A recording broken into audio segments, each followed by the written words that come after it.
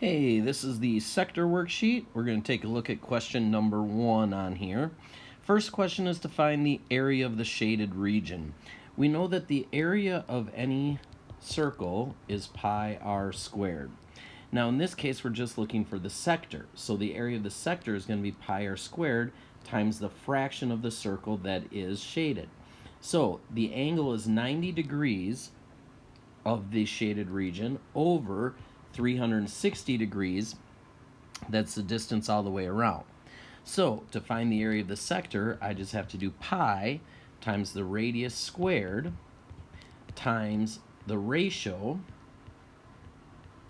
and that will give me 25.52.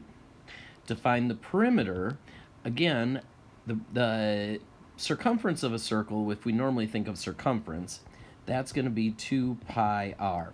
But when we're talking about the perimeter of the region, I also need to include those two lines there, those two sides there of the region, in addition to the arc part.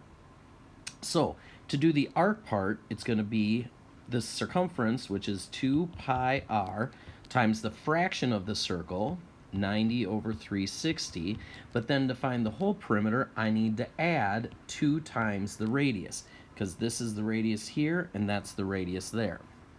Whoops, I need to add that. Let me get rid of this, and we'll add that there.